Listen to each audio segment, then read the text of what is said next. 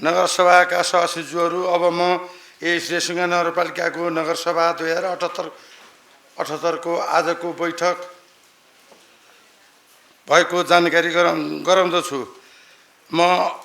अब म रेसुङ्गा नगरपालिकाको आब 78-79 को नीति कार्यक्रम बजेट प्रस्तुत गर्दछु। आब 2078-79 को नीति कार्यक्रम तथा बजेट।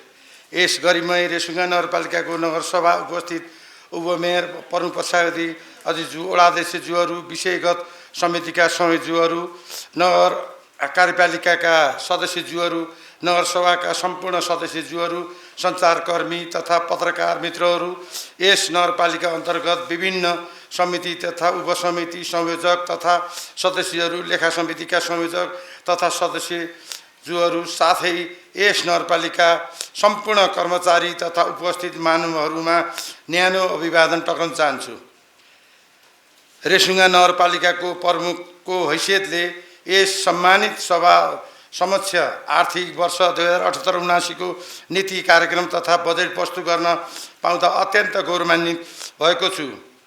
यस अवसरमा राजनीतिक परिवर्तनको लागि बलिदान गर्नुहुने सम्पूर्ण शहीदहरूप्रति हार्दिक श्रद्धाञ्जली व्यक्त गर्दछु। राष्ट्रिय स्वाधीनता र लोकतन्त्रको सामाजिक न्याय, समानता र समृद्धिको लागि संघर्ष गर्नुहुने महान नेपाली नागरिकप्रति हार्दिक सम्मान प्रकट गर्दछु। लामो सङ्घर्षपछि नेपाली जनताले चाहना अनुरूप सङ्घीयता सहितको समावेशी जनप्रतिनिधित्वमूलक राज्य प्रणाली स्थापना भएको छ। तीनै तहका सरकार क्रियाशील रहेका छन्। यसै अवधिमा विश्वव्यापी रूपमा फैलिएको कोरोना सङ्क्रमणबाट हाम्रो नगरपालिका पनि अछुतो रहन सकेन। कोरोनाको कारणबाट मृत्यु भएका नागरिकप्रति श्रद्धाञ्जली, शोक, समस्त परिवारजनप्रति समवेदना, बिरामीहरूको शीघ्र स्वास्थ्य लाभको कामना गर्दछु। स्थानीय सरकार सञ्चालन ऐन 2074 हामीले स्वीकृति गरेका ऐन, कार्यविधि, मापदण्ड तथा नीतिले परिकल्पना गरेका समग्र विकासात्मक तथा प्रशासनिक कार्य सञ्चालन, यसबाट प्राप्त उपलब्धि जनता सामु समावेशी सन्तुलन रूपमा पुर्याउन सहयोग गर्ने सम्पूर्ण राजनीतिक दल, जनप्रतिनिधिहरू, नागरिक समाज एवं कर्मचारी सबैप्रति आभार व्यक्त गर्दछु। सभासदज्यूहरू, रेसुङ्गा नगरपालिका लुम्बिनी प्रदेश अन्तर्गत गुल्मी जिल्ला पर्दछ। यस नगरपालिकाको क्षेत्रफल 82.74 वर्ग किलोमिटर रहेको छ। यस नगरपालिकाको पूर्वमा गुल्मी दरबार गाउँपालिका, पश्चिममा धुर्कोट गाउँपालिका र अर्घाखाँची जिल्ला, उत्तरमा इस्मा गाउँपालिका तथा मुसिकोट नगरपालिका, दक्षिणमा अर्घाखाँची जिल्ला पर्दछ। यस नगरपालिका 14 वडा रहेका छन्। बुटवल, पाल्पा हुँदै 115 किलोमिटर यात्रा गरेपछि रेसुङ्गा नगरपालिकाको सदरमुकाम तङ्मासम्म पुग्न सकिन्छ। रेसुङ्गा नगरपालिकाको वार्ड नम्बर 10 रेसुङ्गा विमानस्थल निर्माणाधीन अवस्थामा रहेको छ। यसबाट रेसुङ्गा नगरपालिकामा अन्य संस्थानबाट पहुँच सहज हुनेछ। प्राकृतिक सम्पदाको हिसाबले यो नगरपालिका कृषिको लागि उपयुक्त माध्यम तथा वन जङ्गलले धनी नगरपालिका मानिन्छ।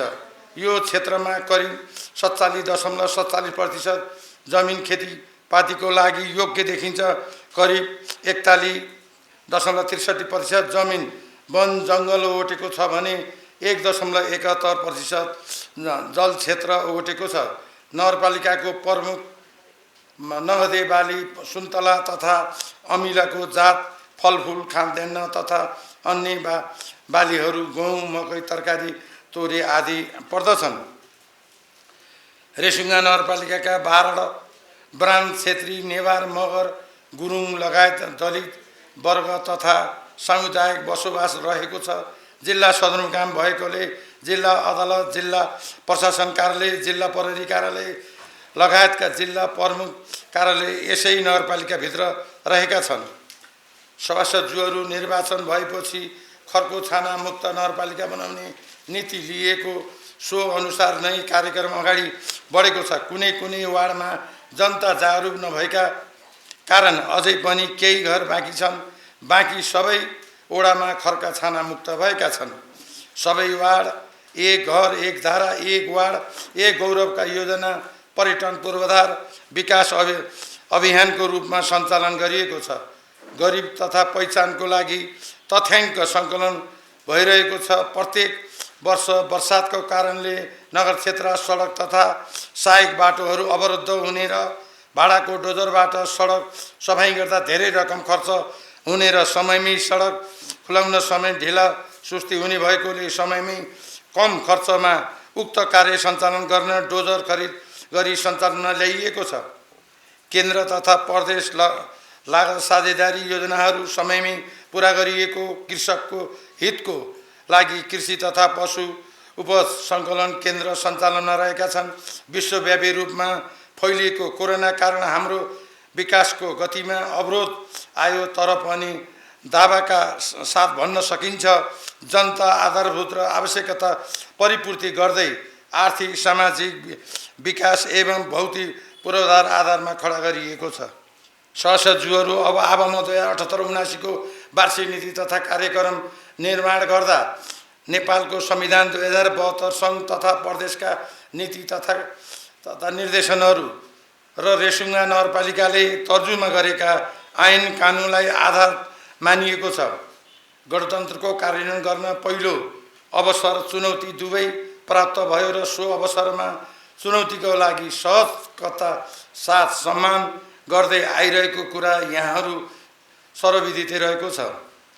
सभासदज्यूहरू जनप्रतिनिधिका हैसियतले यस नगरपालिकाको कार्यकारी नेतृत्व सम्हाल्नेपछि रेसुङ्गा नगरपालिकाभित्र शासकीय प्रबन्धका हिसाबले 14 वटा कार्यालय सञ्चालन भएका छन्। नगरपालिकाको प्रशासकीय भवन निर्माणको अन्तिम चरणमा रहेको तथा 14 वटा इन्टरनेट प्रविधि प्रयोग गरी सेवा सञ्चालन 10 वटा कार्यालय आफ्नै भवनमा सेवा सञ्चालन भइरहेको छन्। स्थानीय सरकार सञ्चालन ऐन 2074 अनुसार नगर परिषद विषयगत समितिहरू र विषयगत शाखाहरू सेवा प्रवाह क्रियाशील रहेका छन्। सङ्गठन तथा प्रशासनतर्फ पूर्ण दरबन्दीमा कर्मचारी कार्यरत रही हाम्रो रेसुङ्गा, राम्रो रेसुङ्गा, सुखी रेसुङ्गा, खुसी रेसुङ्गा नारालाई सफलभूत बनाइएको छ। सहसचिवहरू वार्षिक बजेट तथा योजना व्यवस्थापन विगत वार्षिक बजेट रु 40 करोडबाट वृद्धि गरी 60 करोडभन्दा माथि पुर्याइएको छ, जसमा समग्र क्षेत्रमा लगानी विषयगत समितिलाई सिलिङ प्रदान विषयगत तथा क्षेत्रगत प्राथमिकताको आधारमा 1 गौरवको योजना तथा वडामा सूत्रको आधारमा बजेट विनियोजन गरी विकास सन्तुलन कायम गरिएको छ। यसै गरी वित्तीय एवं आर्थिक व्यवस्थातर्फ खर्च प्रणालीलाई सूत्रमा आधारित बनाइएको छ। आन्तरिक आयको दर दायरालाई वैज्ञानिक बनाउँदै वार्षिक 40 लाख, आन्तरिक आयलाई रु 1 करोड 30 लाख पुर्याइएको छ। त्यसै गरी आर्थिक खर्च प्रणालीलाई पारदर्शिता, मितव्ययिता र सार्वजनिक जवाबदेही बनाउँदै प्रतिवेदन प्रणाली सार्वजनिक सुनाई वेबसाइटमा प्रविष्ट गर्ने कार्यलाई निरन्तरता दिँदै बेरुजु अङ्कलाई 5% घटाई 1%मा झार्न सफल भएका छौँ। सार्वजनिक सेवा प्रवाहतर्फ हस्तलिखित सेवालाई कम्प्युटर प्रणालीबाट रूपान्तरण गरिएको छ। गुनासो सुनाई प्रणालीलाई व्यवस्थित गरी पब्लिक हेप्पिनेस बढाइएको छ। सम्पूर्ण सेवा प्रवाहलाई सफ्टवेयर प्रणालीमा आबद्ध गरिएको छ। आधारभूत स्वास्थ्य सेवालाई 14 वडामा पुर्याइएको छ। विद्यार्थी भर्ना दर 98%, पूर्ण खोप सुनिश्चित, पूर्ण साक्षर नगरपालिका, खुल्ला दिशामुक्त नगरपालिका घोषणा गरिएको छ। आर्थिक क्षेत्रलाई सङ्गठित बनाउँदै 120 भन्दा बढी कृषि फर्म, 65 भन्दा बढी पशु फर्म क्रियाशील छन्। त्यस नगरपालिका तथा नगरपालिकाई व्यवस्थापन हाट बजार सञ्चालन रहेको छ। न्यायिक कार्य सम्पादनतर्फ 46 भन्दा बढी कानुनको निर्माण भएको छ। नगरपालिका न्यायिक समिति तथा वडामा मेलमिलापकर्ता क्रियाशील छन्। वडा तथा समितिमा मेलमिलापकर्ताबाट उजुरीहरू आंशिक रूपमा समाधान भएका छन्। न्यायिक समितिमा हालसम्म 32 उजुरी दर्ता भएका छन् र उजुरी मध्ये 95% उजुरी फसोड भएको छ। 14वटै वडा केन्द्रमा कच्ची सडक पुगेको छ। हाल 82%लाई स्वच्छ खानेपानी पुगेको मज्याङ खानेपानी सम्पन्न भएपछि 100% पुग्ने अनुमान गरिएको छ। यो अवधिमा झोलुङ्गे पुल, 2 पक्की पुल, 3 विद्यालय कोठा, 150 खेल मैदान, 1 मन्दिर, 10 पार्क, 3 स्वास्थ्य चौकी, 8वटा कार्यालय, 4 प्रशासनीय भवन, 1 अत्याधुनिक सिडी, 1 किलोमिटर सिँचाइ र 2 किलोमिटर थप भएको छ। सार्वजनिक साझेदारीमा पौवा होटल सञ्चालन भएको छ। विद्युत, टेलिफोन तथा इन्टरनेट सेवा 14 वडामै पुगेको छ।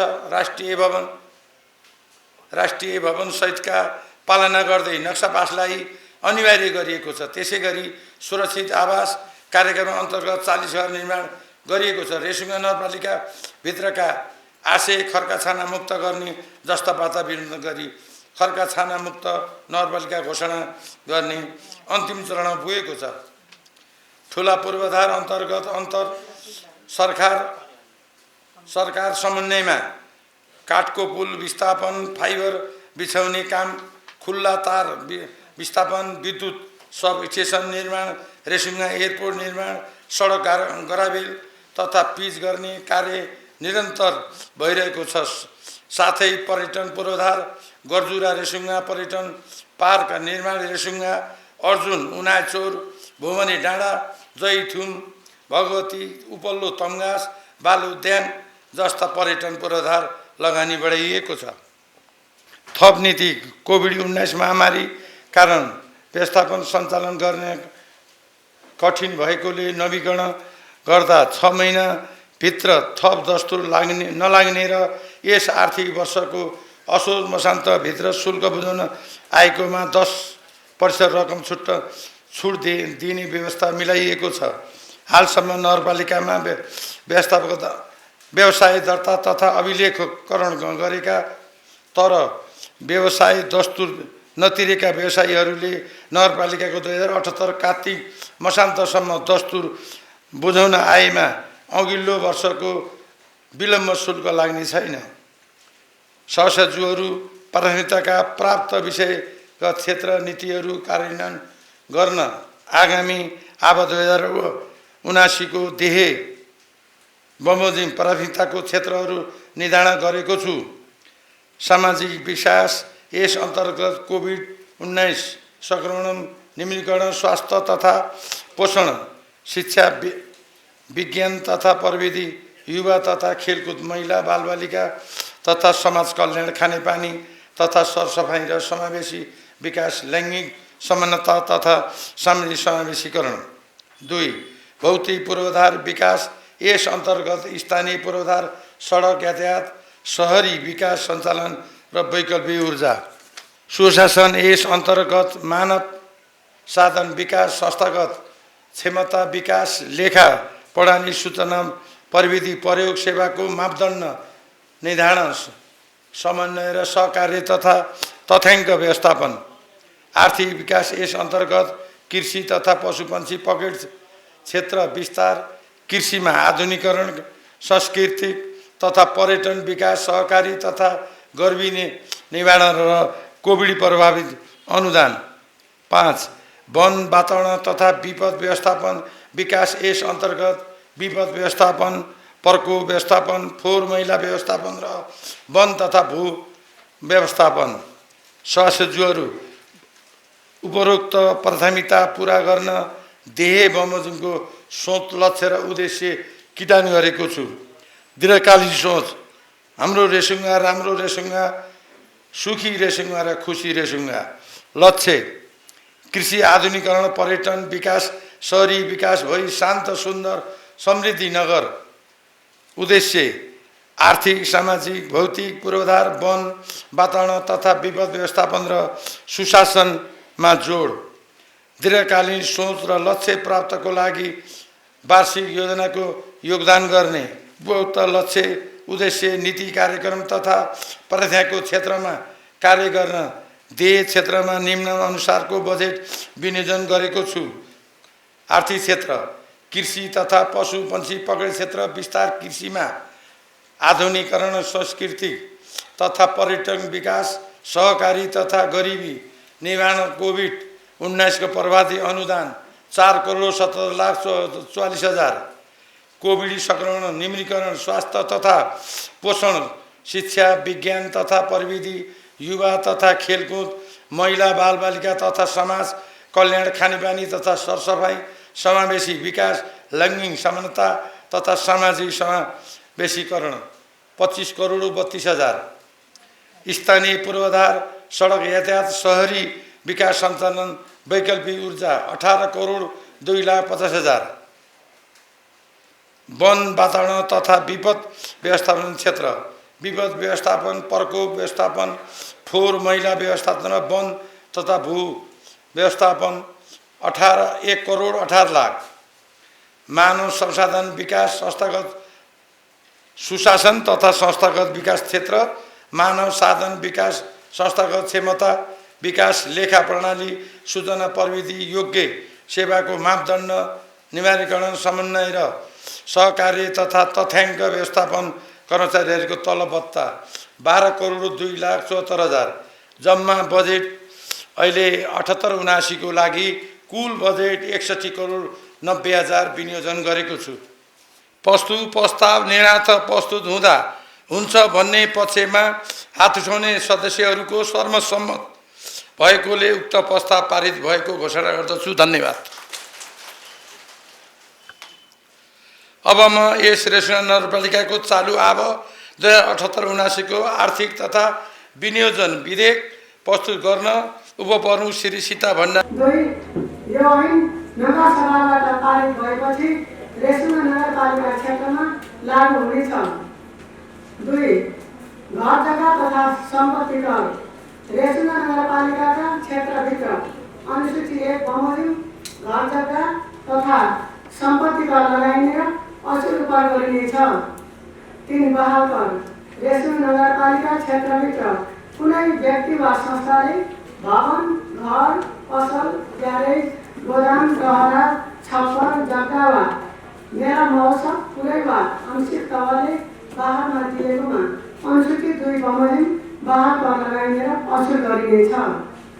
4. व्यवसाय दर्ता, अभिलेखीकरण, नवीकरण दस्तुर रेसुवा नगरपालिका क्षेत्रभित्र व्यापार, व्यवसाय वा सेवामा पुँजीगत लगानी र आर्थिक कारोबारका आधारमा अनुसूची 3 बमोजिम व्यवसाय दर्ता, अभिलेखीकरण, नवीकरण दस्तुर लगाइने र असुल कर गरिनेछ। 5. विज्ञापन कर रेसुवा नगरपालिका क्षेत्रभित्र हुने विज्ञापनमा अनुसूची 4 बमोजिम विज्ञापन कर लगाइने र असुल कर गरिनेछ। तर प्रदेश कानुन स्वीकृत भई सो कानुनमा अन्यथा व्यवस्था भएको अवस्थामा सोही बमोजिम हुनेछ। 6. पार्किङ शुल्क रेसुवा नगरपालिका क्षेत्रभित्र कुनै सवारी साधनलाई पार्किङ सुविधा उपलब्ध गराए बापत अनुसूची 5 बमोजिम पार्किङ शुल्क लगाइने र असुल कर गरिनेछ। 7. ठेक्का रकममा छुट रेसुवा नगरपालिकाले असुल गर्ने सेवा तथा विभिन्न कर वस्तुहरू ठेक्का प्रक्रियाबाट असुल कर गर्दा ठेक्का लिने ठेक्काले एकमुष्ट रूपमा नगदे रकम दाखिला गर्न आएमा अनुसूची 6 बमोजिमको ठेक्का रकममा 10% छुट दिइनेछ। सेवा शुल्क दस्तुर रेसुवा नगरपालिकाले निर्माण, सञ्चालन वा व्यवस्थापन गर्ने अनुसूची 7 मा उल्लेखित स्थानीय पूर्वाधार र उपलब्ध गराइएको सेवामा सेवाग्राहीबाट सोही अनुसूचीमा व्यवस्था भए अनुसार शुल्क लगाइने र असुल कर गरिनेछ। 9. नदीजन्य पदार्थ निकासी कर रेसुवा नगरपालिकाले नदीजन्य पदार्थ ब्याकेटमा ढुङ्गा, गिटी, बालुवा निकासीमा अनुसूची 8 मा उल्लेख भए अनुसार शुल्क लगाइने र असुल कर गरिनेछ। 10. कर छुट यस ऐन बमोजिम कर तिर्ने दायित्व भएका व्यक्ति वा संस्थाहरूलाई कुनै पनि किसिमको कर छुट दिइने छैन। 11. कर तथा शुल्क सङ्कलन सम्बन्धी कार्यविधि यो ऐनमा भएको व्यवस्था अनुसार कर तथा शुल्क सङ्कलन सम्बन्धी कार्यविधि नगरपालिकाले तोके अनुसार हुनेछ।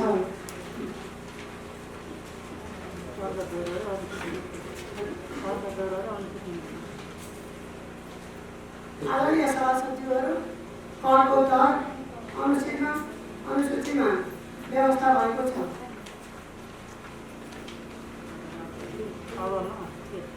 अब म रेसुङ्गा नगरपालिकाको 2078 को विनियोजन विधेयक टेबल गर्न गइरहेकी छु। विभिन्न प्रयोगबाट न्याय सम्पादन गरेको कुरा हामीले अध्ययनको क्रममा पाउँछौँ।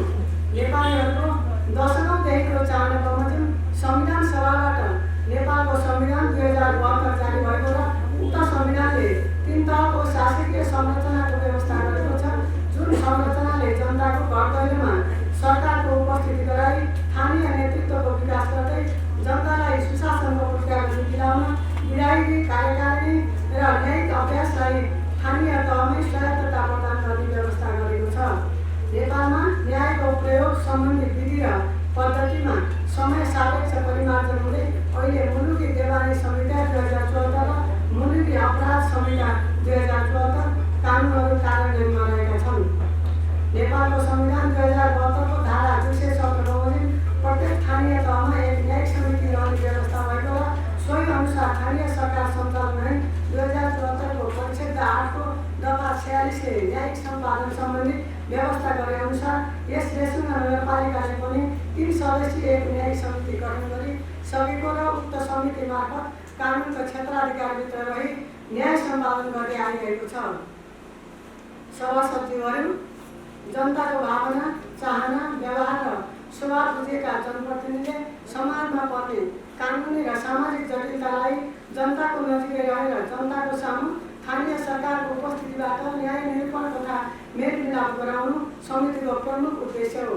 स्थानीय तहमा न्यायिक समिति क्रियाशील हुँदा न्यायमा आम नागरिकको सहज, सरल, शीघ्र, मितव्ययी तवरले समस्याको समाधान गर्न सकिने, सामाजिक सद्भाव, मेलमिलाप, सहिष्णुता मजबुत बनाउने र न्यायप्रति जनतामा विश्वसनीयता अभिवृद्धि हुने अपेक्षा गरी हरेक सानातिना विवादलाई कानुनको ढोकासम्म जान नपरोस् भन्ने उद्देश्यका साथ स्थानीय न्यायिक समितिको कानुनी रूपमै व्यवस्था भएको हो। यही मूलभूत उद्देश्य परिपूर्तिका लागि आम नागरिकमा सुशासनको प्रत्याभूति दिलाउने र न्यायमा सहज पहुँच पुर्याउने दायित्व स्थानीय सरकार र न्यायिक समितिको हो भन्ने कुरा रेसुङ्गा नगरपालिकाको समितिले हृदयङ्गम गरेको छ। आदरणीय सभासचिवहरू, अब म यस आवासमा सम्पादन भएका न्यायिक कार्य सम्पादनको विवरण प्रस्तुत गर्न चाहन्छु। रेसुङ्गा नगरपालिकामा जनप्रतिनिधि निर्वाचित भएका आउनुभन्दा पहिले 2074-35 मा सम्बन्ध विच्छेद सम्बन्धी उजुरी नगरपालिकाको कार्यालयमा दर्ता भएको थियो।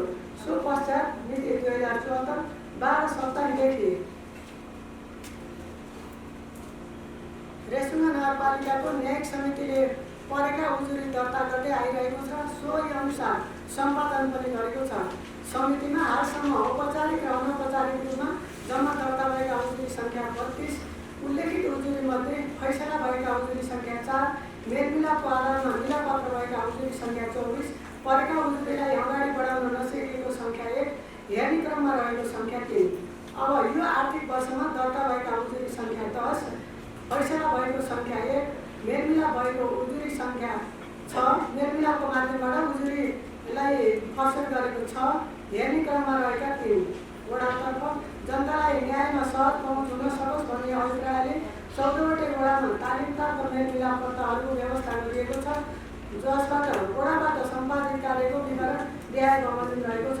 गत आवमा वडाहरूबाट उजुरीहरूको आंशिक विवरण प्राप्त भएको छ। यस आर्थिक वर्षमा वडा नम्बर 7 र 3 मा मेलमिलापकर्ताबाट मेलमिलाप गराइएको उजुरीको विवरण प्राप्त भएको, केही वडाहरूमा वडा स्तरका मेलमिलापकर्ताहरूबाट मेलमिलाप गराउनु पर्ने परिस्थिति नआएको भन्ने विवरण प्राप्त भएको छ भने केही वडाबाट विवरण प्राप्त नभएकोले यहाँ उल्लेख गर्न सकिएको छैन। सुझाव तथा प्रतिक्रिया। अन्तमा नागरिकका विवाद तथा गुनासो सम्बोधन गर्ने कार्य निकै जटिल भएको, न्याय सम्पादनमा कानुन अभिज्ञताको अभाव, समितिका पदाधिकारीहरूको लागि उचित तालिमको कमी आदिका कारणले सम्पादनमा कठिनाइ भएकाले गठित समितिको संस्थागत विकासका लागि सुझाव तथा मागलाई सम्बोधन हुनको लागि सम्मानित सभामा ध्यानाकर्षण गराउँछौँ। उजुरीहरूको निरूपण मेलमिलापको माध्यमबाट समाधान गरेका प्रभावकारी र दिगो हुने हुँदा वडामा आउने औपचारिक उजुरीलाई समितिमा पठाइ पक्षहरूको सहमतिमा सम्बन्धित वडाहरूमा मेलमिलापकर्तालाई विवाद समाधानमा सहभागी बनाउने व्यवस्था मेलमिलाप कार्यविधिले गरेको हुँदा सोही अनुसार गरिँदा प्रभावकारी हुने र तालिम प्राप्त वडाका मेलमिलापकर्ताहरूको मागको उचित सम्बोधन हुने कुरा आश्वस्त गराउन चाहन्छौँ। अब धेरै छैन। समाजमा हुने विवादलाई सामाजिक संवादबाट विवादको निर्माण गर्ने प्रक्रिया अत्यन्त प्रभावकारी रहने भएकोले वडाका मेलमिलापकर्ताहरूको कार्यलाई सहजीकरण गर्न कार्यकक्षको व्यवस्था र सक्षमता अभिवृद्धि गर्न पुनः ताजगीकरण तालिमको व्यवस्थाका लागि स्मरण गराउन चाहन्छौँ। यस रेसुङ्गा नगरपालिकाको न्यायिक सम्पादन र सहयोग गर्ने न्यायिक समिति, वडा मेलमिलापकर्ता, समग्र जनप्रतिनिधि तथा सम्पूर्ण नागरिकलाई हार्दिक धन्यवाद दिँदै आगामी दिनमा न्याय सम्पादनमा आउने जटिलतालाई सहजीकरण गर्न सबैमा हार्दिक अपील गर्दछु। धन्यवाद। जस्तै कसैको कार्यविधि नगरिकन खर्च गरेको, कसैको चाहिँ अनुमति नलिइकन खर्च गरेको, अब यी कुराहरू हुन्छ नि, कहीँ गर्नुपर्ने कुराहरू नगरिकन खर्च गर्न त पाउने हो तर त्यो प्रक्रिया नपुगेको त्यस्ता कुराहरू देखिए। त्यस्तै चाहिँ सेवाको मापदण्ड तयार गरेर सेवा दिनेलाई अब दैवको पहिरो भारी पहिरो पीडित भयो त्यसलाई सेवा त दिने तर खै हामीसँग कार्यविधि हुन पर्यो। उदाहरणलाई भनेको जुनसुकै काम गर्ने त्यस्तो चाहिँ केही नभएका कतिपय आइटमहरू त्यस्ता रहेछन् हाम्रा बेरोजगार आइटम, ती चाहिँ प्रक्रियाहरू पुर्याएर मात्रै खर्च गर्नु पर्यो अब भन्ने सुझाव हो। अनि सम्बद्ध समाधानमा हाम्रो खर्च प्रणाली व्यवस्थामा खर्चको मापदण्ड स्वीकृत गरी लागू गर्नुपर्ने मापदण्ड बनाएर त्यसलाई चाहिँ हाम्रो यो अब स्थानीय सरकार भयो यहीँबाट पारित हुन्छ, यहीँबाट स्वीकृत हुन्छ, त्यो गरेर मात्रै खर्च गर्ने भनेर सुझाव दिएका छौँ। अनि ठुला आयोजना निर्माण पश्चात तत्त योजनाका लागि मर्मत सम्मान कोषको व्यवस्था गर्नुपर्ने।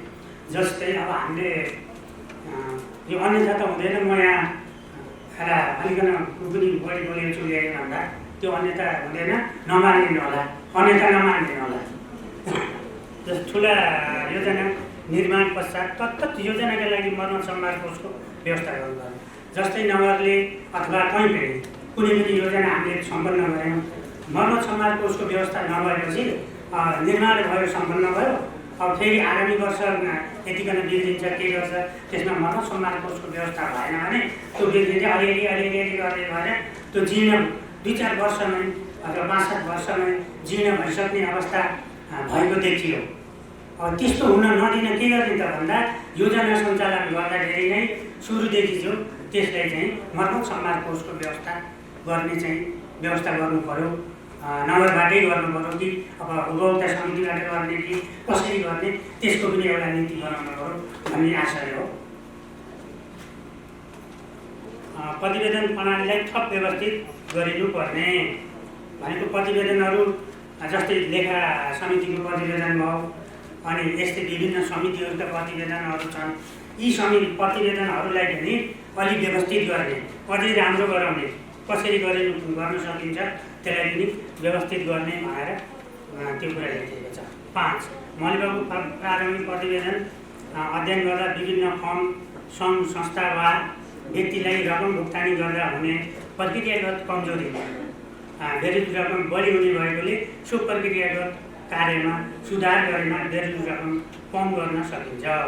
जस्तै बेरुजो आउँछ त्यही प्रक्रिया नपुगेर कसैको कार्यविधि पनि आएन, कसैको चाहिँ त्यहाँ राख्नुपर्ने बिल र छैन अथवा कसैको भरपाई छैन, यस्ता विविध कुराहरू प्रक्रिया नपुगेका खर्च गर्न त पाइन्छ तर प्रक्रिया नपुर्याइकन खर्च गरिएका त्यस्ता कुराहरूलाई चाहिँ त्यो कमी कमजोरीलाई भुक्तानी दिँदाखेरि नै त्यो कमी कमजोरी नराखेर कम्प्लिट गरेर गइयो भने बेरुजुको भलुम घट्ने, बढ्न नपाउने व्यवस्था हुन्छ। त्यो चाहिँ गर्नलाई हामीले यसरी सुझाव दिएका छौँ। अनि आलेपले चौमासिक रूपमा आलेप गर्ने व्यवस्था अनिवार्य गर्नुपर्ने। आन्तरिक लेखा परीक्षण भनेर हाम्रो आलेप लेखा अधिकृत हुनुहुन्छ हरिप्रसाद पोखरेलज्यू चिन्नु भएको छ होला, उहाँ चाहिँ हाम्रो आलेप अधिकृत हो। आलेप अधिकृत भन्नाले आन्तरिक लेखा परीक्षण हाम्रो नगरपालिकाले गरेको खर्चको चाहिँ आन्तरिक लेखा परीक्षण उहाँबाट हुन्छ।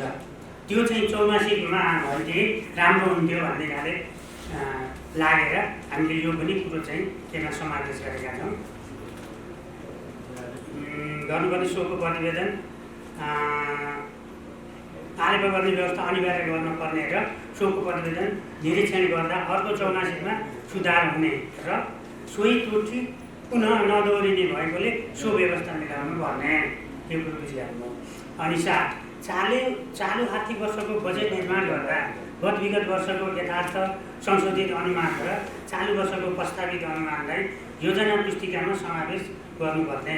हाम्रो यो नगर विकास योजनाको पुस्तिका निस्किन्छ नि, त्यसमा कति ख्याल गर्नुभएको छ, त्यसमा चाहिँ गत विगतको चाहिँ बजेट खर्च है, अनि संशोधन भएर कति विनियोजित गरेको प्रस्तावित बजेट, अनि संशोधन भएर फेरि यथार्थ बजेट हुन्छ। त्यो हेरफेर भएको गत विगतदेखिको 3 वर्षको हुन्छ। त्यसमा त्यो चाहिँ राख्ने हाम्रो उसमा नगर विकास योजनाको पुस्तिकामा त्यो राखिएको रहेछ। त्यसमा राखिएको भए सायद गत वर्ष के थियो त, कति खर्च भएछ, कुन शीर्षकमा के रहेछ भन्ने त्यसबाट पनि धेरै कुरो थाहा हुन्थ्यो। त्यसमा नलागा हुनाले पनि अलिकन चाहिँ गत वर्षको विवरण केही थाहा भन्न सकिने ठाउँ रहेको छैन। त्यो गर्नुपर्ने भनेर लेखिएको छ। उल्लेखित सुझावका साथसाथै नगरले निशर्त अनुदान तथा आन्तरिक आम्दानीका रकमको योजना तथा कार्यक्रम बनाउँदा योगदानमा र प्रगति तथा प्रतिफलमा आधारित योजना तथा कार्यक्रम निर्माण गरी लागू गरेमा बढी प्रभावकारी हुने थियो भन्ने विषयमा प्रतिवेदनमा उल्लेख भएकोमा सो कार्यको यस आवमा आंशिक पालना गरेको विषय सराहनीय छ। भनेपछि हामीले गत विगतमा पनि हामीले जानेको सुझावहरू त प्रस्तुत भएकै हौँ यस्तै यही सदनमा। ती सुझावहरूको आंशिक रूपमा अब कार्यान्वयन त भएको छ है, तर अझै बढी कार्यान्वयन भइदिए राम्रो हुन्थ्यो भन्ने आशय हो। यहाँ चाहिँ सराहनीय छ, त्यो चाहिँ आंशिक पालना गरेको विषय सराहनीय छ, जसले गर्दा अनुदानका लागि कार्यक्रम बनाउने अनुदान पाइसकेपछि कार्यलाई निरन्तरता नदिने परम्परा समाप्त हुने कुरा निश्चित हुन्छ। त्यसलाई के भइरहेछ भने जस्तै हाम्रो यही अहिलेको कोभिड-19मा 20,000 रुपियाँ भयो नि, बाख्रा अब चाहिँ तरकारी भनेर गयो। त्यही 20,000 ल्याउनुलाई के देखाएर गर्ने, म चाहिँ तरकारी गर्छु, बाख्रा पाल्छु अरे चाहिँ गर्नु, 20,000 हात पारेपछि भयो, सिद्धि त्यता फर्केर पनि आयो। त्यो खालि प्रवृत्ति भयो। यसलाई हामी सबैले अनुगमन गरेर सुझाव दिएर सल्लाह दिएर के गर्दा हुन्छ, ऊ आफूलाई उसको जीवनस्तर पनि वृद्धि हुने, अनि हाम्रो यो कार्यक्रमलाई पनि निरन्तरता दिने, त्यसलाई धेरैलाई दुवै पक्षलाई फाइदा हुन्थ्यो। त्यो चाहिँ 20,000 हात लागेपछि अब त्यसले चाहिँ त्यता फर्केरै हेरेर त्यही दामका लागि गरेको दाम पायो सिद्धि, त्यस्तो खालि प्रवृत्ति बढी भयो। त्यो कोभिडको मात्रै नभएर उदाहरण भने मैले जुनसुकै उसमा पनि त्यस्तो भएको छ। त्यसलाई चाहिँ कसरी निराकरण गर्न सकिन्छ, त्यसलाई कसरी अझै परिमार्जन गर्न सकिन्छ, कसरी सुधार गर्न सकिन्छ, त्यसलाई चाहिँ हामी अलि जोड दिनुपर्छ भन्ने भनाइ छ।